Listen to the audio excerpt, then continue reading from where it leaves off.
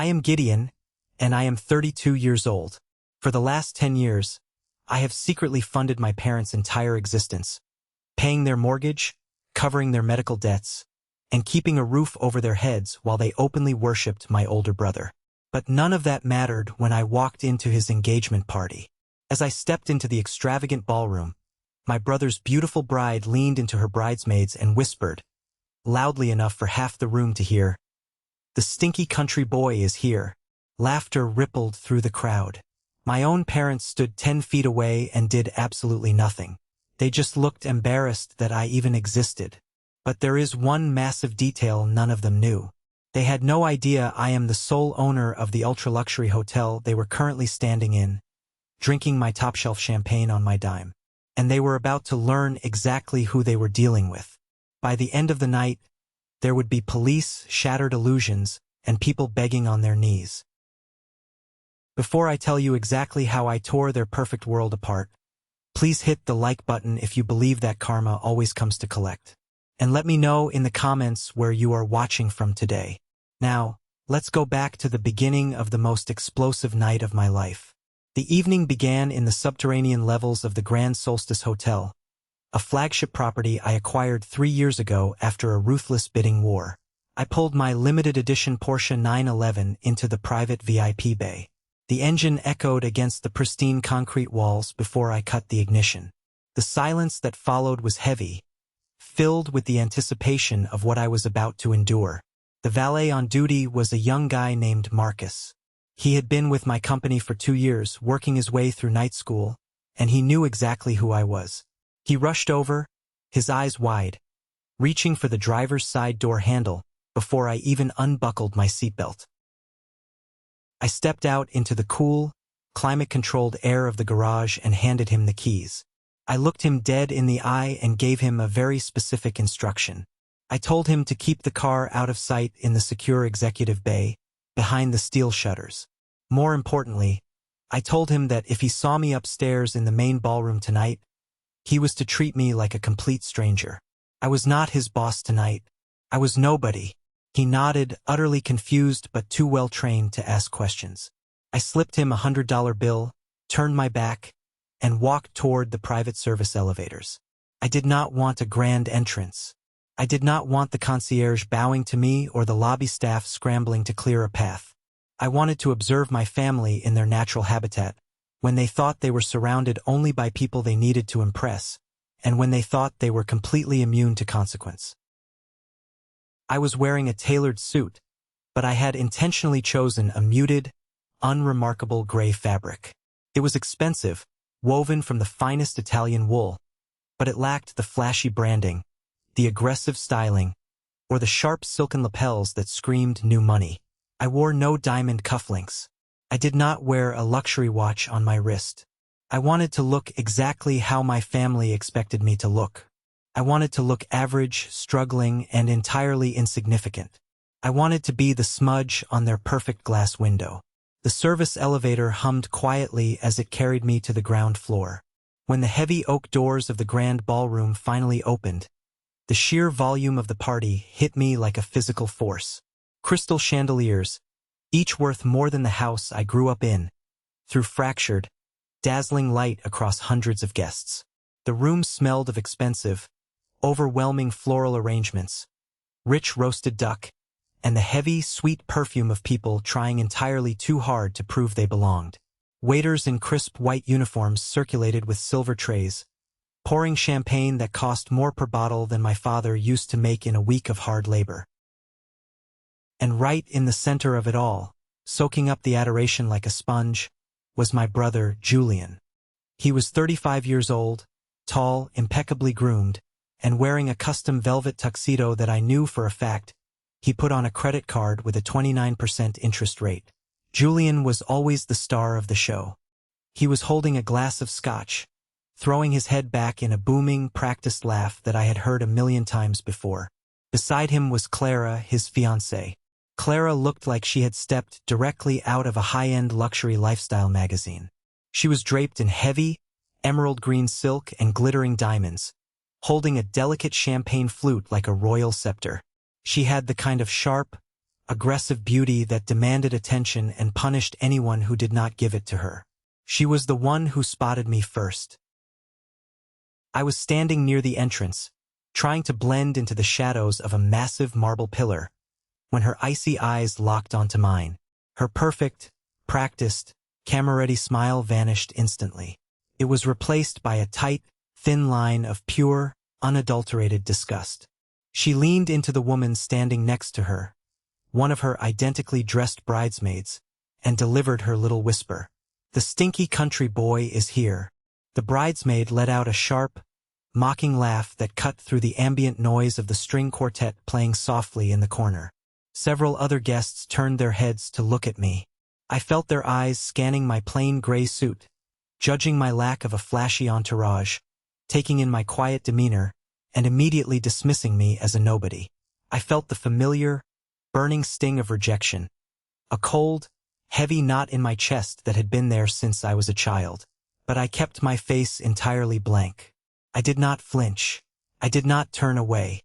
I walked slowly, deliberately toward the bar, my posture relaxed, projecting a calm, terrifying stillness that I had spent a decade mastering in ruthless corporate boardrooms. Out of the corner of my eye, I saw Luna, my general manager for the property. She was standing near the massive, intricately carved ice sculptures, looking sharp and authoritative in her tailored black blazer. She had seen Clara mock me. She had heard the vicious laugh. I saw Luna take a step forward, her eyes blazing with protective fury, her jaw clenched. She was ready to march across the room, signal security, and throw the bride out of her own engagement party for disrespecting the owner of the building. I caught Luna's eye across the crowded room and gave a nearly imperceptible shake of my head. Not yet. Let them eat. Let them drink. I wanted them to play their game. I wanted them to feel entirely safe in their arrogance. I stood by the long mahogany bar, ordering a simple club soda with lime. I leaned against the polished wood and watched my family parade around like royalty in a castle I had built from the ground up with my own two hands. I watched Clara's father, Victor, a man with too much cologne and a smile that never reached his eyes. He was shaking hands with local politicians and talking loudly about his expansive real estate portfolio, bragging about phantom millions. I watched my mother, Beatrice, glowing with a radiant pride I had never once seen directed at me in my entire 32 years of life. She was telling anyone who would listen that Julian was destined for absolute greatness, that he was a visionary. If they had known the truth, they would have been terrified. They would have known that the polished marble floor beneath their feet was a trapdoor, and my hand was resting firmly, patiently on the lever. Fast forward 3 hours, and I would be standing on the main stage, a microphone gripped in my hand, broadcasting their darkest legal and financial secrets onto a massive LED screen while police sirens wailed outside. But to understand how I ended up on that stage, holding the absolute power to destroy my own family, you need to understand why I built this empire in the first place, and why I let them think I was nothing for so long. I grew up entirely in the shadow of the golden child. Julian was everything my parents ever wanted in a son, and everything I was not. He was the star quarterback of his high school football team, the prom king, the charismatic talker who could charm his way out of absolutely any consequence. He broke windows, he stole money from my mother's purse to buy alcohol, he wrecked his first car racing down a suburban street, and every single time my parents found a way to blame the circumstances, the weather, or the other kids. Never Julian. I was the quiet one. I liked numbers. I liked building things and fixing things. I spent my weekends in our hot, dusty garage, my hands covered in black grease, fixing broken lawnmowers and selling them for cash to the neighbors. I liked the logic of machines. I liked that if you put the right pieces together, they worked. To my parents, Beatrice and Roland, my work ethic was not something to be proud of. It was a deep embarrassment. It was blue-collar. It was dirty. It was not prestigious enough for the neighbors to envy. I remember the Thanksgiving dinners vividly. The dining room table would be set with the good china, the silver polished to a mirror shine. Julian would sit at the head of the table next to my father, cutting into the prime turkey breast while my father poured him a beer and praised his latest minor achievement, like passing a basic college class with a C average. I would sit at the far end of the table, near the kitchen door, virtually invisible, eating in total silence. If I dared to speak up, if I mentioned my straight-A report card or the small repair business I was trying to grow, my mother would give me a tight, condescending smile. She would offer a hollow, dismissive, "That's nice, Gideon," and immediately change the subject back to Julian's golf swing or his beautiful new girlfriend. When it came time for college, the disparity between us became undeniable, permanent, and financially ruinous. My parents emptied their savings accounts. They took out a second mortgage on the house. They drained every cent they had. They did all of this to pay for Julian's out-of-state tuition, his expensive fraternity dues, and his endless spring break trips to Cabo and Miami. He treated their hard-earned money like water, flowing endlessly from an invisible tap, and they happily let him. When I graduated high school a year later, at the top of my class with a burning desire to study finance and business administration, I sat my parents down at the kitchen table and asked about my college fund. I had seen the folders. I knew it existed once. My father looked me dead in the eye, without a single shred of guilt or hesitation, and told me they had to prioritize the son who actually had a future in the corporate world. He told me that there was no money left, not a single dollar. He suggested I get a job at the local Walmart, work my way up to shift manager over the next 10 years, and learn the value of hard work. He said college was a waste of money for someone with my practical blue-collar skill set. He said it with such casual cruelty that it took my breath away. The only person in that entire house who ever saw me, who ever truly understood my potential, was my grandfather. He was a tough, self-made man who had built a small, highly profitable construction company from absolutely nothing but calluses and determination. He saw right through Julian's superficial charm and my parents' toxic delusion. He knew Julian was a parasite and he knew I was a builder. During his final days in hospice care, when his lungs were failing and the smell of antiseptic hung heavy in the air, he asked me to sit alone by his bed. He held my hand, his grip surprisingly strong for a dying man. He looked at me with faded eyes and told me I had the fire, the relentless grit that Julian completely lacked. He told me I was going to conquer the world. And then, he promised me his most prized possession. A solid gold, antique pocket watch that had been passed down in our family for 4 generations. It was not just a watch. It was a heavy, undeniable symbol of legitimacy. It was proof that I belonged to this family, that I was the rightful heir to the values of hard work and endurance, and that I was worthy of its legacy. But when the funeral happened, a week later, the watch vanished. The house was chaotic. Relatives were everywhere, eating casseroles and offering fake, tearful condolences. When the dust finally settled and the house emptied out, the lawyer handling the modest inheritance opened my grandfather's safe. It was completely empty. I confronted my parents about it in the living room. My mother feigned complete ignorance, her eyes darting nervously away from mine, claiming it must have been lost in the shuffle of the hospital transfer, or perhaps a nurse had stolen it. I knew they were lying. I could see it in the rigid set of my father's jaw and the defensive way he crossed his arms. I just could not prove it. That betrayal stung deeper than any physical wound I had ever endured. They had not just stolen gold. They had robbed me of the only piece of validation and love I had ever received. They erased my grandfather's blessing to protect Julian's ego. At 18 years old, I packed a single canvas duffel bag and left in the middle of the night. I did not leave a note. I did not say goodbye. I took a Greyhound bus 3 states away, watching the miserable town disappear in the rearview mirror. I got a job scrubbing toilets and washing stained bedsheets at a rundown, roach-infested motel right off the interstate highway. I slept on a thin canvas cot in the sweltering laundry room to save on rent. I saved every single penny of my meager salary. I ate canned beans and rice for months on end. But more importantly, I watched. I listened. I learned how the hospitality business worked from the absolute gritty bottom. I learned about profit margins, supply chains, vendor negotiations, and real estate valuation. I read finance books I checked out from the public library until my eyes burned. Eventually, I took a massive, terrifying risk. I used my life savings and secured a high-interest small business loan to buy a foreclosed, rotting motel that the bank desperately wanted off its books.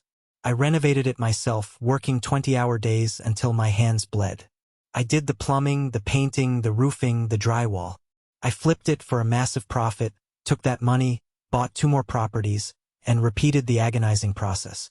Over a decade, my sweat equity compounded aggressively. I moved out of roadside motels and into luxury developments, commercial real estate, and high-end hospitality management. By 30, I was sitting on a multimillion-dollar empire. I had a sprawling corner office, a staff of hundreds, and more money in liquid assets than my father could even comprehend. Yet, despite everything they had done to me, I never completely cut the cord with my family.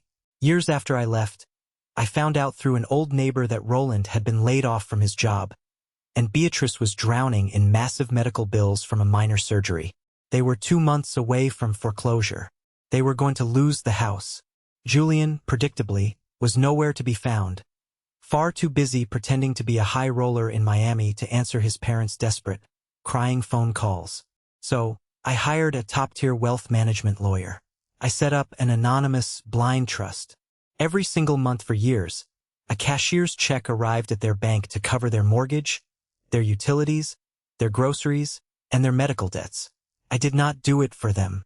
I did not want their gratitude or their fake love. I did it because I needed to prove to myself that I was fundamentally better than their cruelty. I was the silent, invisible pillar that held up the very house that had kicked me out into the cold. Back in the present, at the engagement party, I was violently snapped out of my memories by the sharp, overpowering scent of heavy floral perfume. My mother, Beatrice, was standing right next to me at the bar. She did not hug me. She did not smile. She did not ask how I was doing. She looked me up and down, her eyes lingering with harsh judgment on the plain lapels of my gray suit. "Gideon," she said, her voice tight with thinly veiled disapproval. "I am honestly surprised you actually came. I assumed you could not get the time off from whatever it is you do now. Mechanics, is it?" "I manage," I said flatly, keeping my expression entirely neutral, locking my emotions behind a steel wall. She sighed, a dramatic, theatrical flutter of her hands that was meant to convey her deep, long-suffering exhaustion. "Well, I just wish you had made a bit more effort. Clara's family is very prominent.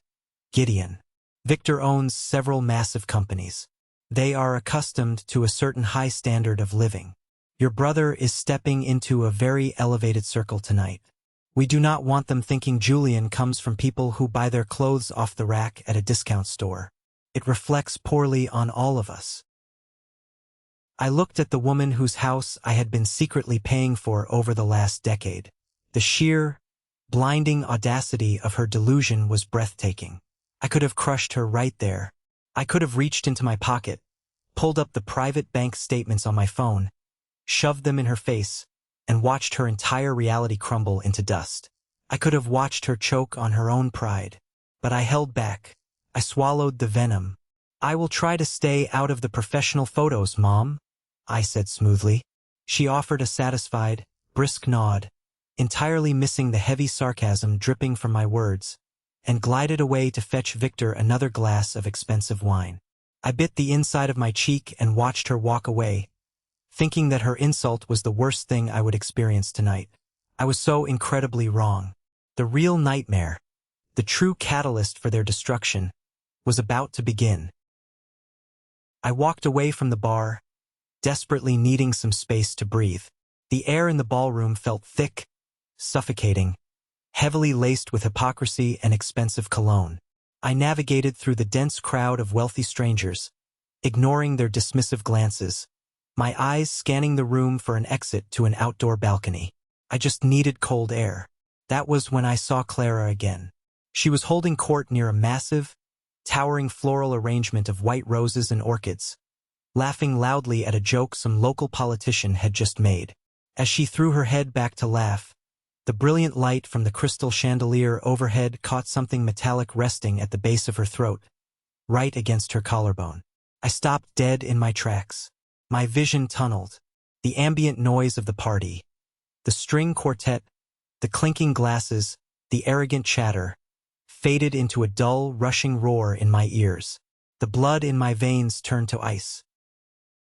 Hanging from a thick, modern, incredibly tacky gold chain around Clara's neck was my grandfather's antique pocket watch. It had been crudely modified. Someone had paid a jeweler to solder a heavy metal loop to the top of the delicate gold casing, so it could be worn as an ostentatious pendant. But the intricate, hand-carved engraving of intertwining oak leaves on the gold casing was unmistakable. I knew every line of that engraving. I had traced it with my fingers when I sat by his deathbed. It was the legacy I was promised. It was the legacy my mother had sworn, with tears in her eyes, was lost forever. The realization hit me like a physical blow to the chest, knocking the wind out of me. My parents had not lost it. They had stolen it. They had kept it hidden in their house, locked away in a drawer or a safe for over a decade, hoarding it like thieves in the night. And they had done it only to gift it to Julian's new bride as a grand, sweeping welcome to the family. They had taken the one piece of love, the one piece of pure validation my grandfather left me, and they used it to decorate the neck of a woman who had just called me a stinky country boy. A cold, dark, terrifying fury began to pool in the pit of my stomach. The time for being the silent, noble provider was officially over. The time for taking the high road and turning the other cheek was dead and buried. Clara noticed me staring intently at her chest. She excused herself from her circle of wealthy friends, her eyes flashing with irritation, and walked purposefully over to me. A predatory, arrogant smirk played on her bright red lips. She stopped inches away from me, aggressively invading my personal space, trying to force me to step back. I held my ground. "Like it?" she asked, her tone dripping with condescension.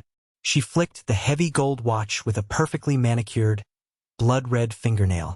The metal clinked sharply against a diamond necklace she was also wearing. Julian's mother gave it to me tonight in a very private, tearful ceremony. Said it was a precious family heirloom, something meant only for the true heir's wife. "It is a pocket watch," I said, my voice dangerously low, stripped of all emotion, sounding completely hollow. "It belongs in a vest pocket, not on a necklace." Clara rolled her eyes dramatically, letting out a sharp huff of air. "Oh, please, it is vintage chic. You wouldn't understand fashion. But let's cut the act, Gideon. Julian told me all about you. The runaway, bitter little brother who barely scraped by in life. He even told me about those pathetic little anonymous cashier's checks you send the parents every month." My heart hammered against my ribs, but my face remained an impenetrable mask.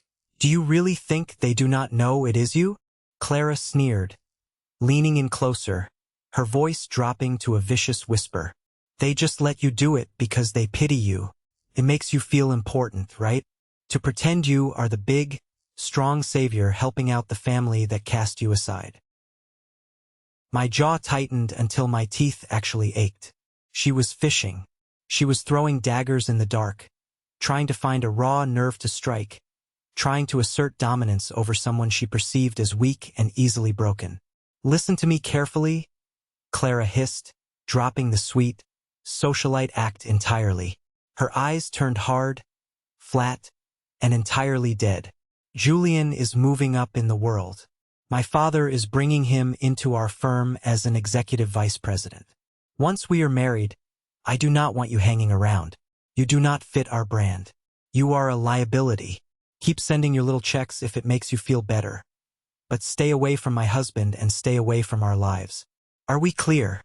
She did not wait for an answer. She turned on her designer heel and strutted back to the center of the room, leaving me standing there in the shadows.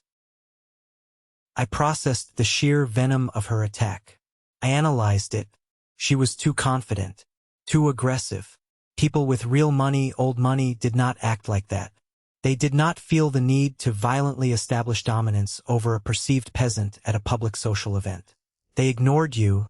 They didn't threaten you. Something was entirely, fundamentally off about Clara and her family. The math was not adding up. I needed quiet to think. I walked quickly past the marble guest bathrooms and used my master RFID keycard to swipe a hidden scanner built into the wall. An unmarked door clicked open, and I slipped through into the VIP service corridor. The thick, industrial carpet instantly absorbed the sound of my footsteps. The air was cooler here, smelling of clean linen and floor wax.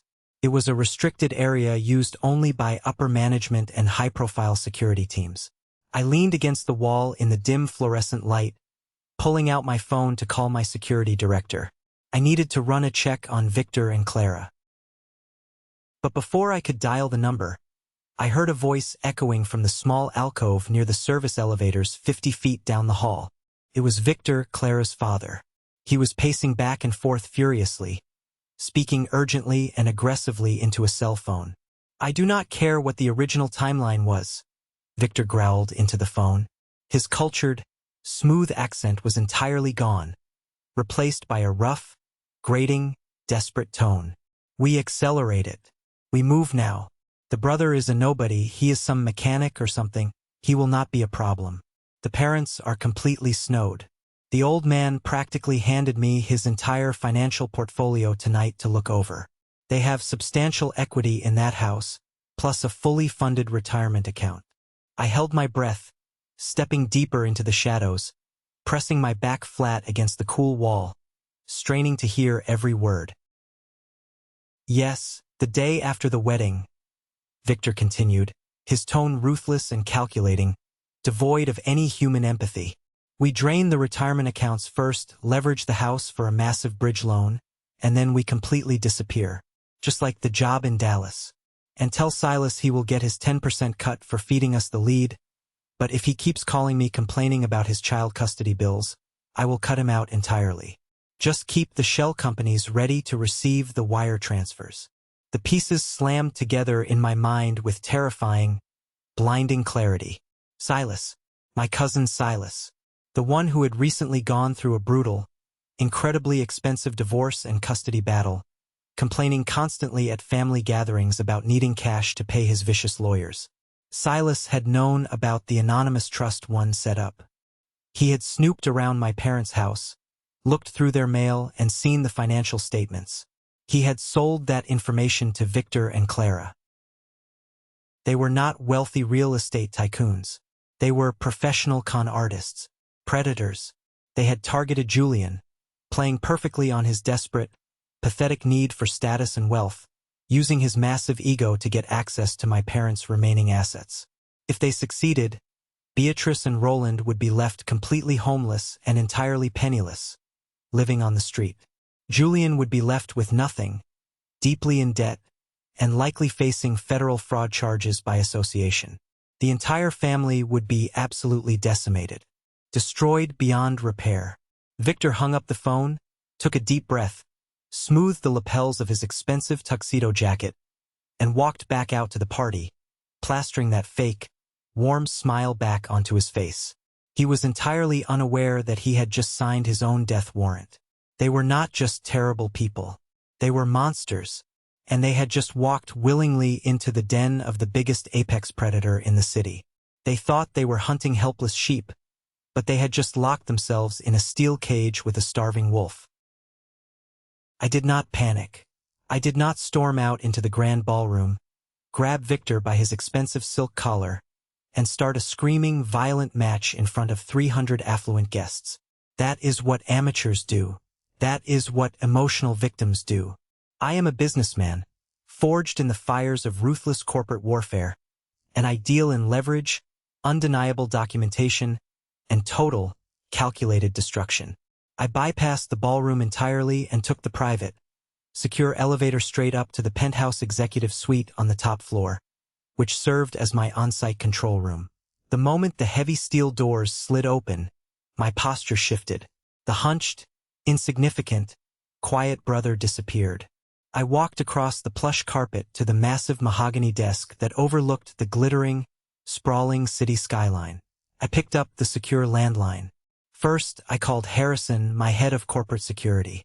He was a massive, intimidating former private investigator who had spent 20 years hunting corporate spies and tracking stolen assets across international borders.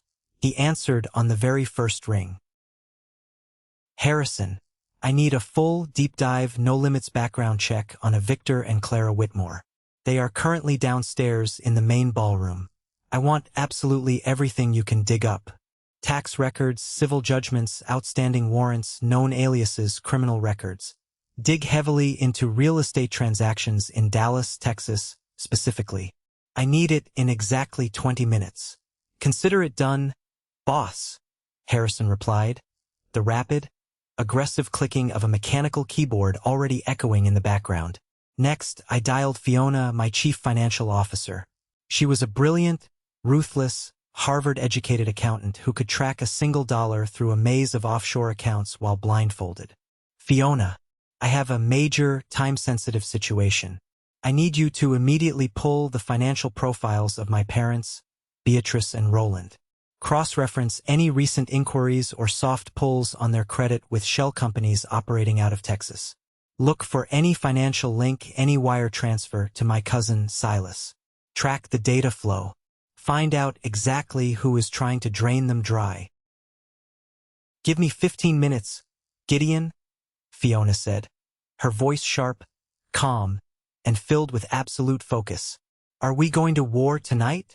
We are dropping a nuclear bomb, I replied coldly. I hung up the phone and walked over to the wall-mounted monitors that displayed the live, high-definition security feeds from every single angle of the ballroom.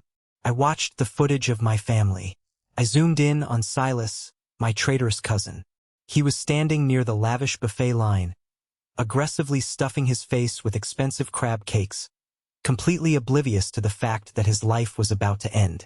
I panned the camera and zoomed in on Clara. Her hand was resting delicately on Julian's chest as she flashed a practiced, loving, entirely fake smile to a roaming photographer. 10 minutes later, the secure fax machine in the corner of my office hummed to life. The first document printed out, then another, and another. A thick stack of paper began to form. My cell phone buzzed violently against the mahogany desk.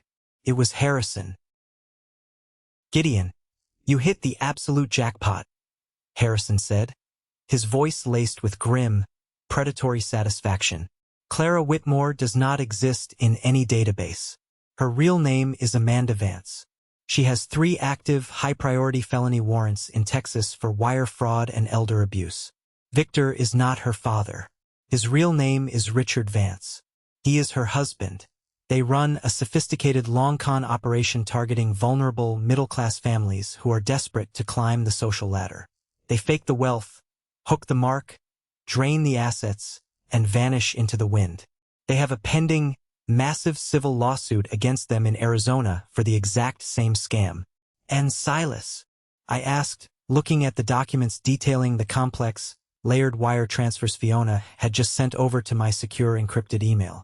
Silas has been receiving regular, untraceable deposits of exactly $5,000 from a shell company linked directly to Richard Vance. Fiona chimed in on the secure conference line. He sold your parents' financial data, their social security numbers, and their banking routing numbers for pocket change to fund his ugly divorce settlement. I picked up a heavy silver pen and tapped it against the mahogany desk. A slow, rhythmic sound. The evidence was irrefutable. It was airtight. It was beautifully, flawlessly damning. Harrison, I said, my voice steady, calm, and as cold as ice. Contact the local police precinct immediately. Speak directly to Captain Miller. He owes me a favor. Tell him I have 2 wanted federal fugitives in my building and the evidence is neatly packaged for him. Tell him to bring handcuffs and park quietly out back. Then, I need you down in the AV control booth behind the main ballroom right now. I grabbed my laptop, connecting a specialized high-capacity flash drive. I loaded it with all the documents, the felony warrants, the complex shell company diagrams, the terrifying mugshots from Texas, and the wire transfers linking Silas to the massive fraud. I organized them into a slideshow presentation. I used no music. No fancy, distracting transitions. Just raw, brutal, undeniable facts displayed in massive, bold text. I took the elevator back down to the ground floor. The hallway outside the ballroom was completely quiet, the eerie, heavy calm before the absolute storm. I walked into the AV control booth, where two young, nervous technicians were monitoring the audio levels for the upcoming speeches. Harrison was already there, his massive frame blocking the doorway, looking like a heavily armed bouncer ready for a riot. "Hook this up to the main LED display behind the stage," I told the lead technician, handing him my open laptop. "When I give the signal, you cut whatever slideshow they are playing, and you mirror my screen. You do not turn it off, you do not look away, until I explicitly tell you to. Do you understand?" The technician swallowed hard, deeply intimidated by Harrison's massive presence, and nodded quickly, his hands shaking slightly. "Yes, sir, Mr. Chairman." I left the booth and stood alone in the dark hallway outside the heavy oak doors of the ballroom. Inside, I could hear the sharp, clear clinking of a silver spoon against crystal glass. The loud, boisterous room fell into a sudden, respectful silence. It was time for the toasts. I pushed the heavy doors open just a crack to watch the stage. Victor was standing in the spotlight, the microphone held confidently in his hand. A warm, paternal, entirely fabricated smile plastered on his face. He raised his glass of my expensive champagne, looking down at Julian and Clara with fake adoration. "Family," Victor boomed, his voice echoing perfectly through the expensive sound system I had paid for. "It is the foundation of everything we build in this life. When I look at Julian, I do not just see a son-in-law. I see a true partner. I see a young man who is ready to step into a legacy of immense wealth, absolute trust, and mutual prosperity." The crowd applauded politely, clapping their hands in ignorant agreement. My parents beamed with absolute, radiant pride in the front row, completely blind to the slaughterhouse they were happily walking into. I took a deep breath, letting the coldness settle entirely over my heart. I pushed open the heavy oak doors of the ballroom and stepped inside just as Victor raised his glass for the final, triumphant toast. He was smiling. He had exactly 10 seconds of happiness left in his life before I burned his entire fake world to ashes. The heavy, soundproofed oak doors of the grand ballroom did not make a single sound when I pushed them open. I had personally overseen the architectural renovations of this flagship property, paying an exorbitant premium for the absolute best acoustic engineering available on the market, ensuring that every hinge, every floorboard, and every structural element was flawlessly silent. I stepped into the room just as Victor, or rather Richard Vance, was taking a deep, theatrical breath, preparing to deliver the grand punchline of his sickeningly sweet, entirely fabricated toast. The string quartet in the corner had completely stopped playing, their bows resting quietly on their knees. 300 affluent guests were hanging onto his every single word, their champagne flutes poised in the air.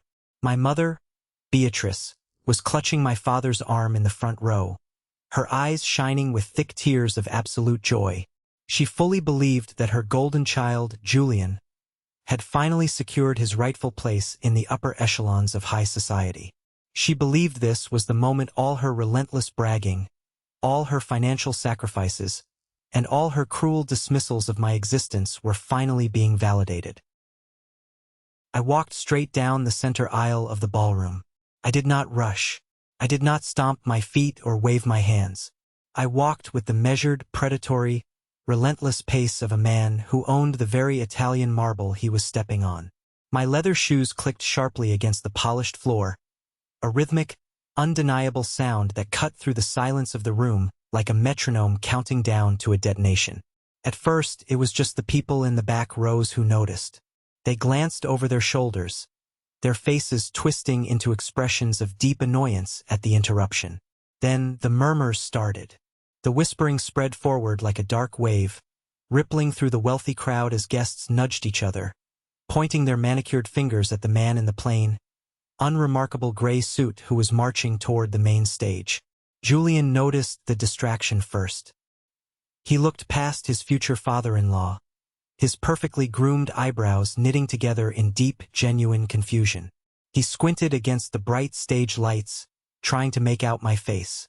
Then Clara saw me, her radiant, camera-ready, $1 million smile fractured instantly. It did not just fade. It shattered. Her icy blue eyes widened, flashing with a sudden, violent spark of genuine panic. She knew I was a threat. She had felt my resistance earlier. But in her arrogant mind, she still thought I was just a bitter, poor, irrelevant little brother trying to make a pathetic, drunken public scene to get back at my family. I reached the front of the room, stopping right at the base of the stage. Richard Vance paused his speech mid-sentence, slowly lowering his expensive crystal champagne flute. His face contorted into a masterful mask of polite, wealthy condescension. He looked down at me from the elevated platform, adjusting the lapels of his custom tuxedo, playing the role of the benevolent patriarch to absolute perfection. "Excuse me, young man," Richard said smoothly into the microphone, his voice dripping with fake, paternal concern that echoed through the massive speakers. "I believe you are entirely lost. This is a private, highly exclusive family event. I think the service staff entrance is located in the back corridors. We wouldn't want you getting in trouble with your manager. Now would we?" A wave of light, mocking laughter rippled through the crowd. It was the sound of wealthy people finding amusement in the perceived misfortune of the working class. My mother, Beatrice, let out a loud, highly dramatic gasp that could be heard 3 rows back. She stood up violently from her front row seat, her face flushing a deep, embarrassed crimson red. Her hands trembled as she pointed directly at me. "Gideon, what on earth do you think you are doing?" Beatrice hissed loudly, completely abandoning her refined socialite persona. "Get out of here right now before you ruin your brother's most important night." "Security, can someone please call hotel security? He is not supposed to be in here." I ignored her completely. I did not even glance in her direction. My eyes were locked entirely on Richard Vance. I walked up the 3 carpeted steps onto the stage, my posture completely straight, my expression an impenetrable wall of ice. Richard took a slight step back, sensing the cold, unyielding, dangerous energy radiating off me. He tried to hold his ground, puffing out his chest to assert physical dominance. But he was nothing more than a cheap con artist in an expensive suit.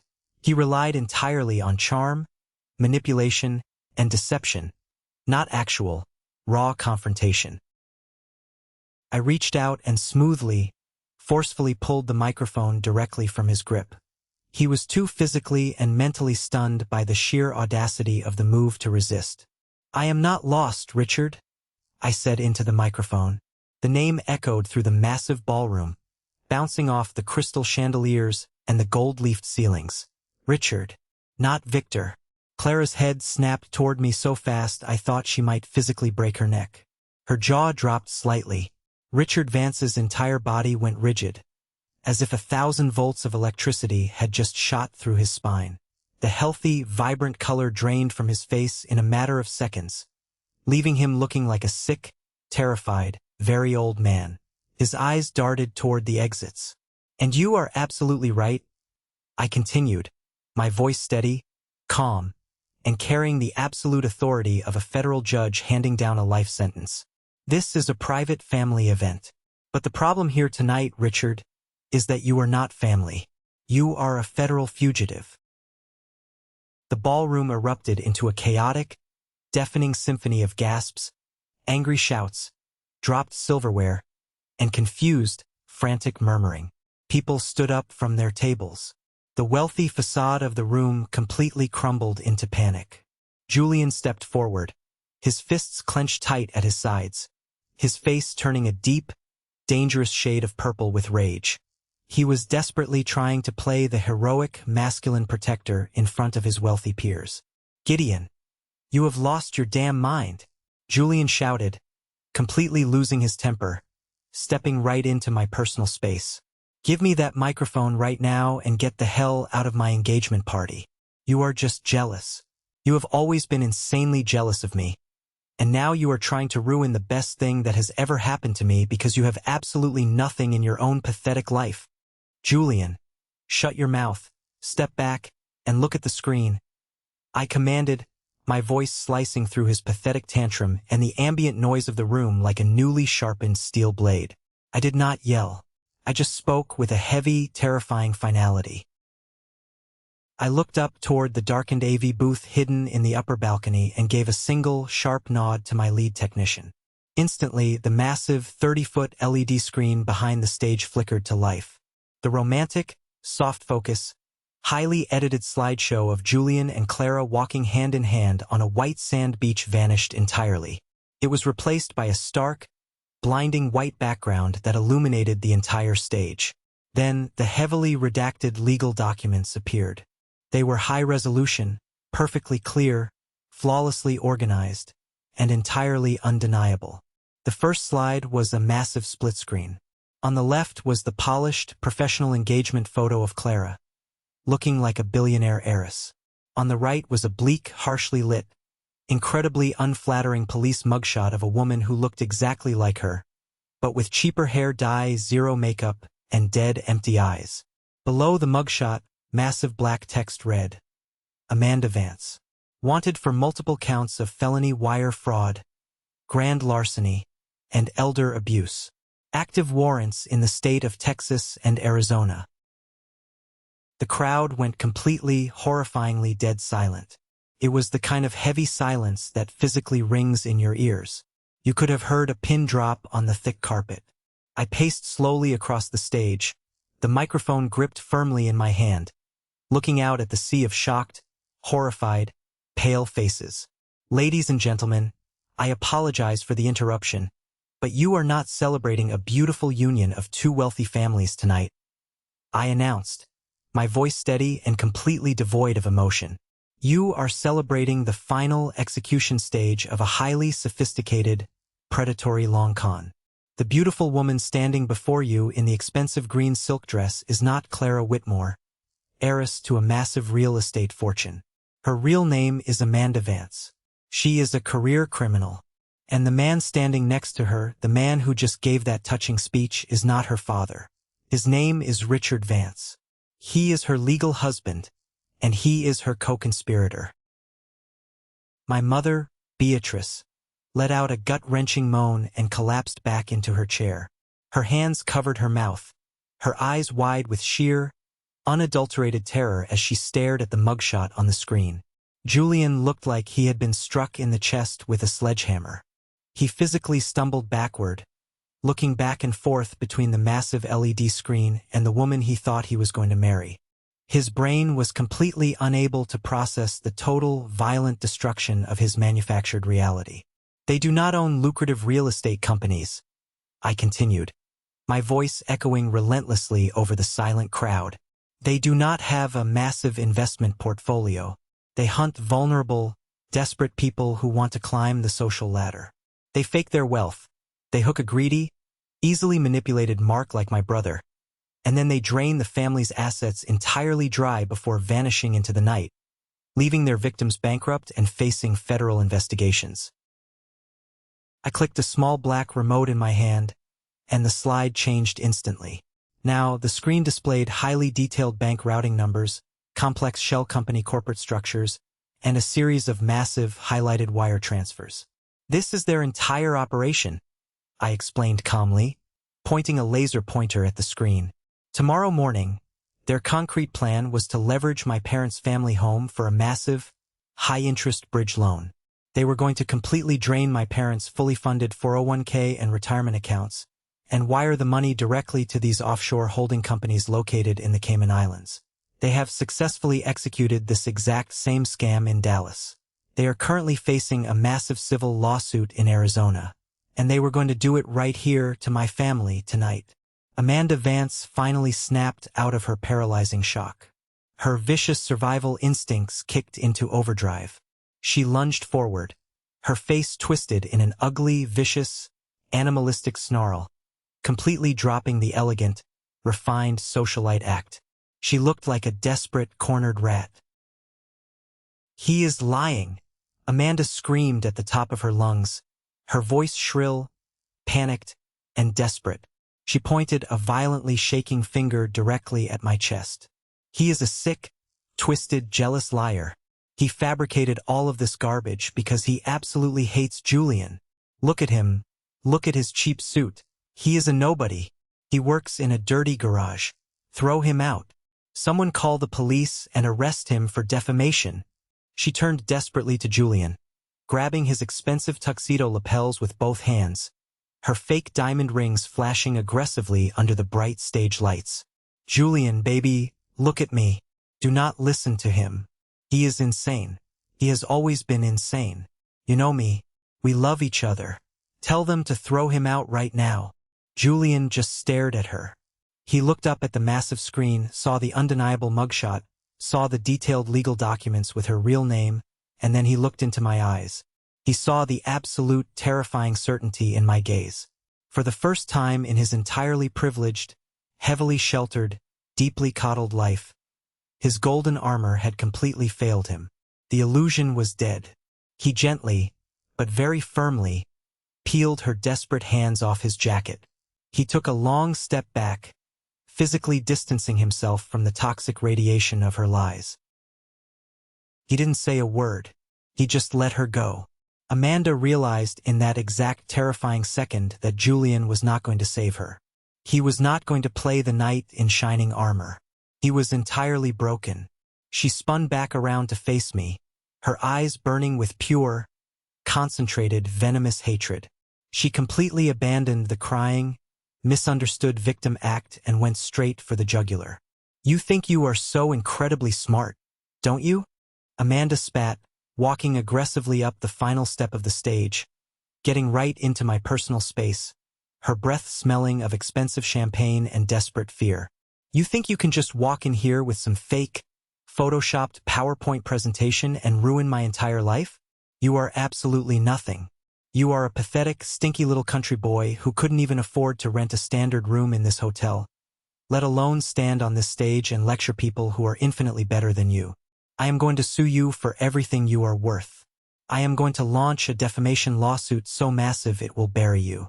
I am going to take every single penny of your miserable salary, and I am going to make sure you die homeless on the street. I did not flinch. I did not blink. I did not take a single step back. I just looked down at her with a profound, terrifying emptiness, feeling absolutely nothing but cold, calculated resolve. You are going to sue me? I asked quietly, holding the microphone close to my mouth, ensuring the flawless sound system caught every single syllable of my response. I will utterly destroy you, she hissed, her face inches from mine. Right at that exact, pivotal moment, the massive, heavy oak doors at the back of the grand ballroom swung open with a loud, resounding crash that echoed like a gunshot. But it was not hotel security coming to drag me away in handcuffs. It was Maxwell. Maxwell was a billionaire commercial real estate developer, a prominent former local politician, and the senior, most respected member of the board of directors for my international holding company. He was flanked on his right by Luna, my brilliant general manager, and on his left by Harrison, my massive, heavily armed head of corporate security. The dense crowd of wealthy guests parted for them immediately, scrambling out of the way, sensing the immense, undeniable wave of pure authority and financial power entering the room. Maxwell walked straight down the center aisle, his expensive, bespoke tailored suit absolutely impeccable, his silver hair perfectly combed. He completely ignored the whispering, panicked guests. He completely ignored my parents crying in the front row. And he completely ignored Julian standing frozen on the stage. Maxwell walked right up to the front edge of the stage, looked directly up at me, stopped and offered a deep, highly respectful bow of his head. Is there a problem here tonight, Mr. Chairman? Maxwell asked. His voice was loud, incredibly clear, and projected perfectly into the dead silent, terrified room. The entire ballroom collectively stopped breathing.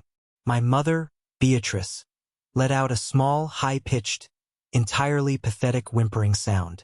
Julian's jaw physically dropped open, his eyes bulging as he stared at the billionaire treating his completely dismissed younger brother like royalty.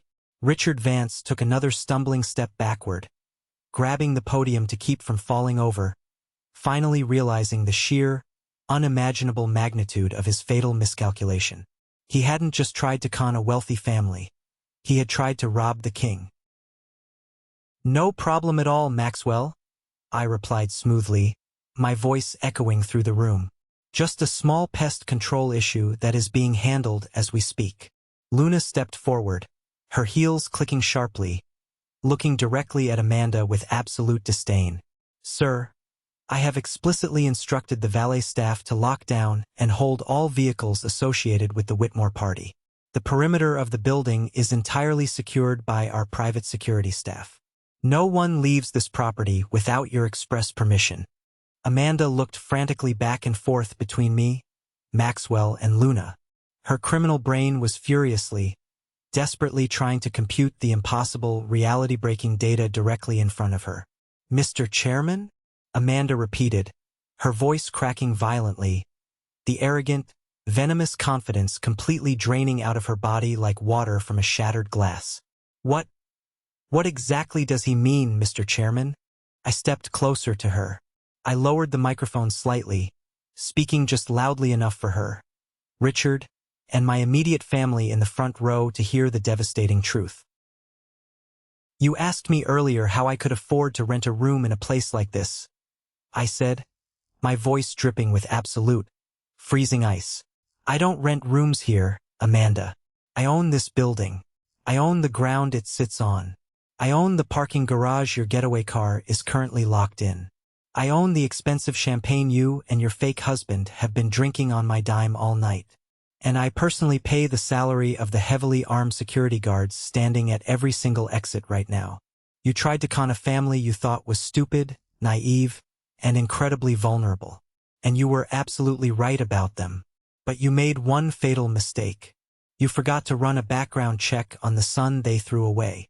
The heavy wooden doors at the back of the ballroom opened one final, dramatic time. Captain Miller of the local police precinct walked in, wearing his full dress uniform, his gold badge catching the light of the chandeliers. He was a man who did not play games. He was accompanied by 6 heavily armed, uniformed police officers. They did not rush. They walked with the calm, methodical, terrifying purpose of men who already had the game entirely locked down and the exits completely sealed. "Richard Vance. Amanda Vance," Captain Miller shouted, his voice booming over the terrified crowd, echoing off the high ceilings. "Keep your hands exactly where I can see them. Do not move a muscle. You are both under arrest for multiple counts of felony wire fraud, grand larceny, elder abuse, and conspiracy to commit federal fraud." Richard did not even try to run. He knew it was over. He just slumped his shoulders, entirely defeated, the fake patriarch persona completely melting away. He put his hands behind his back without a fight as a large officer aggressively slapped the cold steel cuffs onto his wrists, pulling them tight. Amanda, however, entirely lost her mind. The reality of federal prison finally hit her. She shrieked, a high, piercing, animalistic sound of pure, unadulterated rage. She lunged directly at me, her manicured claws aiming aggressively for my face, desperate to inflict any kind of damage. Harrison was there in a microsecond. He moved with terrifying speed for a man his size. He caught her by the arm mid-lunge, twisted it expertly and painfully behind her back, and forced her face first against the polished wooden floor of the stage. She thrashed wildly, kicking her legs, screaming vile obscenities, cursing my name, cursing Julian for being so stupid, cursing the entire city. As Harrison pulled her roughly back up to her feet to hand her over to the arresting officers, something snapped. The violent, sudden movement broke the cheap, tacky soldered chain around her neck. My grandfather's solid gold pocket watch flew through the air in slow motion. It hit the hard marble floor at the base of the stage with a sharp, heavy, sickening metallic crack that seemed to echo infinitely louder than the police sirens now wailing outside the hotel. The police dragged a screaming Amanda and a silent Richard out of the grand ballroom, their voices fading down the long, opulent hallway. The room was left in a state of profound, shell-shocked devastation. The wealthy guests did not linger.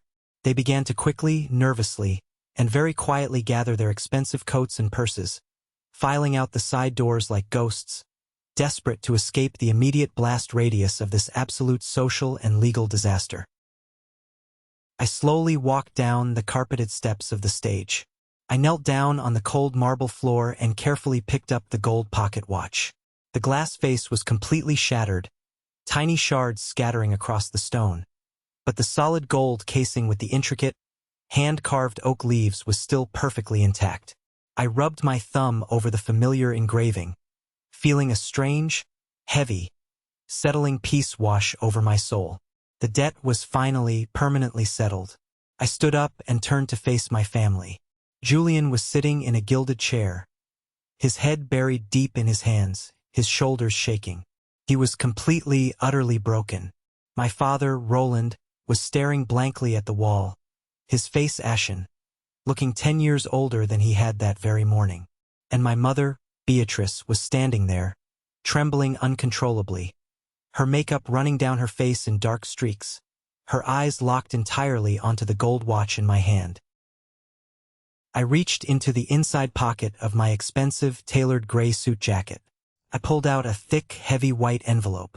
I walked slowly over to the small cocktail table where my mother was standing and tossed the envelope onto the white linen tablecloth. It landed with a heavy thud. What is that?" Beatrice whispered, her voice shaking violently, terrified of what else I could possibly reveal. "Open it," I commanded, my tone leaving absolutely zero room for negotiation. Her trembling hands reached out. She tore open the flap, her fingernails catching on the paper, and pulled out a thick stack of documents. They were bank statements, certified wire transfer receipts, and heavily redacted legal trust documents. She flipped through them frantically, her eyes scanning the highlighted numbers, the specific dates, the routing information, and the massive totals at the bottom of each page. "Those are the receipts," I said, my voice completely devoid of any warmth, sympathy, or familial love. "For the last 10 long years, I have paid your mortgage every single month. I paid your massive hospital bills when you had that emergency surgery. I paid for the groceries in your fridge. I paid the electricity bill so you wouldn't freeze in the winter. Every single month, you lived a comfortable, ignorant life because the son you deemed completely worthless, the son you told to go work at Walmart, decided to have a shred of honor and basic human decency." Beatrice looked up at me, tears streaming rapidly down her face, her carefully constructed socialite persona completely ruined. She opened her mouth to speak, to offer some pathetic excuse, but no words came out. She just let out a loud, gut-wrenching, entirely ugly sob. "You genuinely thought Julian was your savior?" I continued, pointing a harsh finger directly at my brother, who was too ashamed to even lift his head to look at me. "Julian was the one who brought a dangerous parasite into your home. Julian was the one who was going to let them strip you of everything you own and leave you to die completely broke on the street. I saved you tonight, Mom, not because I love you. Let me be very clear about that. But because I wanted to make sure you lived long enough and comfortably enough to fully understand exactly what you threw away." I turned my back on them. I did not wait for an apology. I did not want their pathetic tears, their empty words, or their desperate, late excuses. I walked through the empty, silent, devastated ballroom, the heavy gold watch resting safely in my pocket. I had walked into that hotel a few hours ago as a ghost. I was walking out as the absolute king of my own reality. The fallout from that explosive night was entirely catastrophic, a fast-moving avalanche that buried everyone involved, except for me. The police investigation moved incredibly fast, fueled by the undeniable evidence I provided. Richard and Amanda Vance were not criminal masterminds. They were arrogant grifters who had left a massive, incredibly sloppy paper trail across 3 different states. Because I had handed Captain Miller the shell company diagrams, the IP addresses, and the wire transfer receipts on a silver platter, the district attorney did not even have to work hard for the grand jury indictments. They were both immediately denied bail by a furious federal judge due to being massive flight risks with a history of creating fake identities. They were facing decades in federal prison, their assets frozen, their fake empire completely dismantled. For my family, however, the destruction was much more intimate, much more personal and infinitely more painful. Julian's entire fake, heavily leveraged life collapsed overnight. The luxury sports cars he couldn't actually afford were aggressively repossessed from his driveway in the middle of the night. The credit card companies, realizing the well had run completely dry, came calling for their money, immediately freezing all of his accounts. Without the powerful illusion of wealthy, connected in-laws to prop him up, his supposed corporate friends in Miami abandoned him instantly. They stopped returning his calls. He was fired from his low-level management job because the public humiliation of the arrest was tied to his name. He was left with absolutely nothing but crippling, insurmountable debt and a viral public humiliation that would follow him for the rest of his miserable life. 3 months after the disastrous engagement party, I was sitting in my penthouse corner office, quietly reviewing quarterly financial reports for a new commercial real estate acquisition, when my executive assistant buzzed my secure intercom. "Mr. Burns," she said, her voice strictly professional. "Your brother Julian is down in the main lobby. He does not have an appointment, and I told him you were busy, but he says he desperately needs to speak with you. He is refusing to leave. He says he will sit on the lobby couch all day if he has to." I leaned back in my ergonomic leather chair, looking out at the sprawling city I helped build. I took a slow breath. "Send him up. But tell Harrison's security team to escort him directly to the small, windowless conference room on the 40th floor. Do not let him near my office." When I walked into that conference room 10 minutes later, I barely recognized the man sitting slumped at the table. Julian had lost a significant amount of weight. His custom velvet suits were gone, replaced by a cheap, wrinkled, off-the-rack button-down shirt and faded, frayed jeans. The arrogant, booming confidence that had defined his entire existence, the smirk he wore when cutting the Thanksgiving turkey, was completely erased. He looked incredibly small. He looked entirely defeated. "Gideon," Julian said, standing up quickly, almost knocking his chair over. His voice was entirely devoid of its usual arrogant bass. It was thin and raspy. "Thank you. Thank you so much for seeing me." "You have exactly 5 minutes, Julian," I said, my tone flat. I did not offer my hand to shake. I did not offer him a glass of water. I simply stood by the closed door, my arms crossed over my chest. He swallowed hard, looking down at the polished wood of the table, unable to meet my eyes. "I came here to apologize. For absolutely everything. For Amanda. For being so incredibly blind. For treating you like absolute garbage our entire lives. I was stupid, Gideon. I was so arrogant. I see that now. My life is completely ruined. I have absolutely nothing left. The banks are taking my condo. I'm ruined." He paused, clearly waiting for the rescue.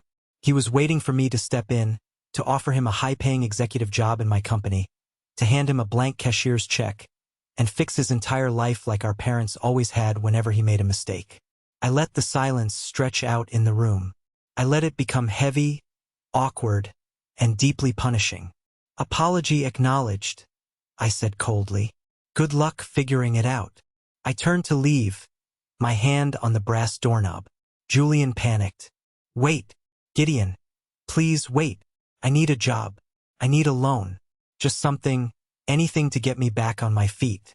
You own this entire company, you have hundreds of millions of dollars. $100,000 is literally nothing to you. It's pocket change. You can save me. I'm your brother." I slowly looked back at him over my shoulder, my expression as hard as granite. "I am a businessman, Julian. I invest heavy capital into assets that yield a positive return. You are a liability. You have always been a massive, draining liability. The Bank of Gideon is permanently closed to this family." I walked out of the room without looking back, signaling for 2 massive security guards to escort him out of the building and ensure he never returned. As I walked back to my office, I waited for the guilt. I waited for the sadness. But I felt absolutely nothing. No guilt. No remorse. Just the clean, sharp, incredibly peaceful satisfaction of a perfectly balanced ledger. A week later, the final, most devastating, and deeply sick twist of the entire saga was revealed to me. My mother, Beatrice, called my assistant and begged for a meeting. She sounded desperate. I finally agreed to meet her, but only at a neutral location. A busy, brightly lit coffee shop downtown, completely away from my properties. When she sat down across from me in the small booth, she looked completely hollowed out. The proud, intensely judgmental woman who had sneered at my gray suit was entirely gone, replaced by a fragile, shaking shell of a person. She pushed a small, perfectly wrapped box across the table toward me. I opened it cautiously. Inside was a brand new, incredibly expensive, custom-made velvet and glass display casing for my grandfather's pocket watch. "I wanted you to have a safe place to keep it," Beatrice whispered, staring intently at her hands, refusing to make eye contact with me. "Thank you," I said simply, sliding the box closer to me, unimpressed by the late gesture. "Is that all you wanted to say? Because I have a board meeting in 30 minutes. She took a trembling, ragged breath, clutching her hot coffee cup with both hands as if she were freezing to death. "No, I need to tell you the truth, Gideon. I need to confess something terrible." I leaned back, waiting. "When you were sending those anonymous cashier's checks all those years," she started, her voice breaking, tears instantly welling in her eyes. "About 3 years ago, there was an issue with the bank routing numbers. A document was mailed to the house by mistake from the wealth management firm. It was a tax form for the blind trust account. I opened it. My blood ran completely cold. The ambient noise of the coffee shop faded away. I stared at her, analyzing every micro-expression, every twitch of her face. "It had your digital signature on it, Gideon," she confessed, the tears finally spilling over her cheeks, dripping onto the table. "I saw your full name. I saw your corporate holding company letterhead. I knew it was you. I knew exactly who was saving us." "You knew?" I asked, my voice dangerously soft, barely a whisper. "You knew I was paying for the roof over your head, you knew I paid for your surgery, and you still stood there at that party and told me I was a blue-collar embarrassment because I didn't wear a designer suit? You still gave Julian the only thing grandfather left me?" She covered her face with her hands, sobbing openly in the crowded coffee shop, drawing stares from the other patrons. I couldn't admit it. I couldn't admit that the son I neglected, the son I treated so terribly, the son I told to work at Walmart, was the one who succeeded beyond our wildest dreams. If I admitted you were our savior, I would have to admit that I was a terrible, abusive mother. I would have to admit that I was completely wrong about Julian.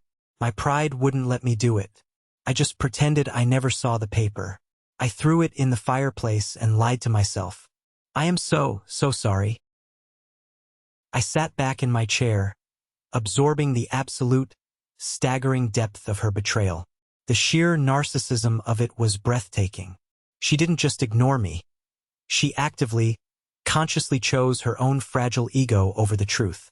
She chose to maintain the false illusion of the golden child even when she had undeniable proof that he was entirely worthless and I was the one keeping them alive. "You didn't just lie to yourself, Mom," I said, standing up from the table, leaving my coffee entirely untouched. "You lied to me, every single day. And because of your sick pride, you almost let a con artist completely destroy this family just so you could keep playing your twisted little game of favorites." I put the small velvet box in my expensive coat pocket and looked down at her crying form one last time. "Do not ever call me again. Do not ever come to my office. We are completely, permanently done." Oh, and as for Cousin Silas, the smiling trader who sold my parents' financial data to Victor to fund his messy divorce, I absolutely did not forget about him. Fiona, my brilliant CFO, compiled a massive, terrifying, heavily documented dossier of all his illegal wire transfers, data theft, and conspiracy to commit fraud. I didn't just hand it to the police, though I did that too. I anonymously mailed certified copies of the entire dossier to his ex-wife's vicious, bloodthirsty divorce attorneys. I also mailed a copy to the CEO of his current employer. Within a month, Silas was fired for gross corporate misconduct, completely stripped of his child custody rights by a furious family court judge, and facing his own severe, ruinous legal battles. He tried to call me once, leaving a desperate, crying voicemail begging for mercy, claiming we were family. I deleted the voicemail and blocked his number forever. The healing process from a lifetime of family trauma did not start with apologies. Apologies are just words, cheap breath wasted on trying to erase a past that is already set in stone. True, lasting healing started with boundaries. It started with heavy, impenetrable steel doors violently closing on the people who had consistently, aggressively chosen to view my mere existence as a burden. For the first time in my entire 32 years on this earth, I was no longer striving for their approval. I wasn't hoping that the next massive paycheck I sent, the next luxury property I bought, or the next corporate milestone I reached would finally make my father clap me on the shoulder or make my mother brag about me to the neighbors at the country club. The heavy, suffocating, rusted chain of needing their validation had been violently snapped, and I was finally breathing free, clean air. I took my grandfather's antique pocket watch to a master jeweler downtown. I didn't just have the shattered glass face repaired. I paid him a premium to have the ridiculous, tacky gold loop that Amanda Vance had soldered onto it carefully, meticulously removed, restoring the gold casing to its original, flawless, vintage glory. I bought a classic, heavily tailored three-piece suit, entirely navy blue, and I secured the heavy gold chain to my vest. Every single time it ticked against my chest, feeling its solid weight, it was a steady, undeniable reminder of who I really was. I was a builder. I was a survivor. I was exactly the man my grandfather knew I would become when everyone else doubted me. The hotel empire continued to expand aggressively. With the emotional dead weight of my toxic family completely severed from my life, my focus became absolute and razor-sharp. We acquired 3 new luxury properties in the next fiscal year alone, dominating the commercial real estate market in the region. But building massive wealth just for the sake of looking at a high score on a bank statement was no longer my primary objective. I had learned the hard way, through years of isolation, what a complete lack of support and a lack of belief can do to a young person trying to climb out of the mud. 6 months after the disastrous, explosive engagement party, I completely cleared the schedule for the main grand ballroom at the Grand Solstice Hotel. It was the very same room where I had burned Richard and Amanda to the ground, the same room where my family's illusion died. But this time, the heavy oak doors were not locked for a private, snobby, exclusive family event. They were thrown wide open to the public. I hosted a massive, fully funded, 3-day weekend seminar. I invited 200 young entrepreneurs from working-class, blue-collar backgrounds. I invited mechanics, plumbers, landscapers, kids who were working night shifts in dusty garages and scrubbing toilets in motels. I invited the kids who were constantly told by their parents, their teachers, and their society that they were not prestigious enough to matter, that college wasn't for them, that they should just settle for less. I paid for their travel. I paid for their luxury rooms. I fed them the exact same top-shelf roasted duck, the expensive caviar, and the imported champagne that my terrible family had aggressively gorged themselves on months prior.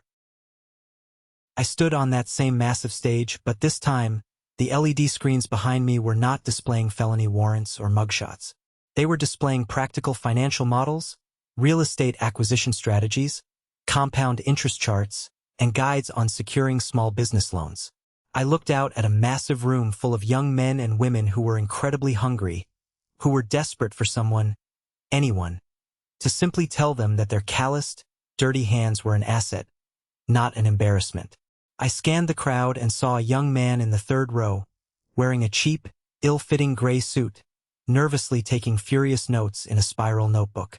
He looked exactly like I did 10 long years ago when I got on that Greyhound bus. I walked to the very edge of the stage, took the microphone off the metal stand, and looked directly at him, and then to the rest of the silent, captivated room. The world is going to try to put you in a very small box, I told them, my voice echoing with absolute conviction. Your friends will doubt your vision. Your society will tell you to stay in your lane and be realistic.